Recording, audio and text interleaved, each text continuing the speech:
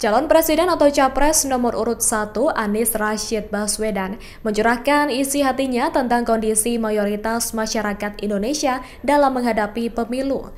Pada Rabu malam 28 Februari 2024, melalui akun media sosial X-nya, Anies mengunggah rekaman suara.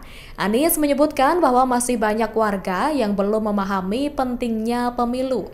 Ia menyebut bahwa seharusnya pemilu bukan sekedar memilih orang, karena masyarakat kadang tidak menganggap pemilu penting sampai suatu waktu mereka merasakan dampaknya.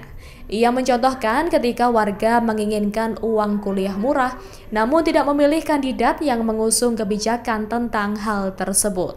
Lebih lanjut, Anies mengatakan, pemilu adalah jalan untuk menentukan arah kebijakan bangsa di masa depan, bukan sekedar memilih orang.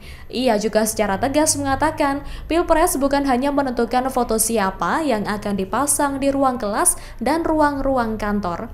Pilpres ia sebut menentukan kebijakan apa saja yang akan dipilih, dan hal itulah yang terwakili oleh para calon terkait. Kadang-kadang kita itu nggak nganggap itu penting, pemilu itu, sampai kita merasakan dampaknya. Contoh, kita ingin uang kuliah kita murah. Tapi ketika pemilu, kita nggak milih calon berdasarkan kebijakan dia tentang uang kuliah.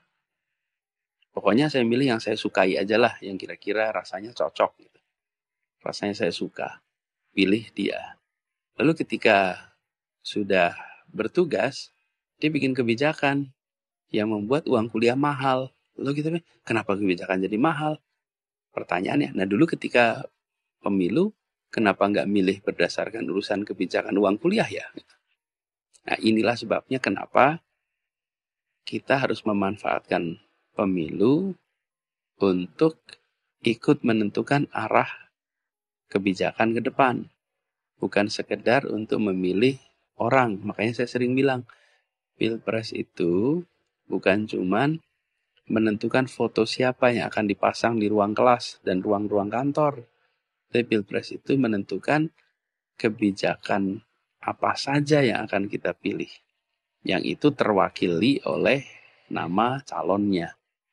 Nah itu harus sering digaungkan pesan itu supaya ketika memilih berdasarkan faktor-faktor kebijakan tadi. Gitu ya. Download Tribun X sekarang. Menghadirkan lokal menjadi Indonesia.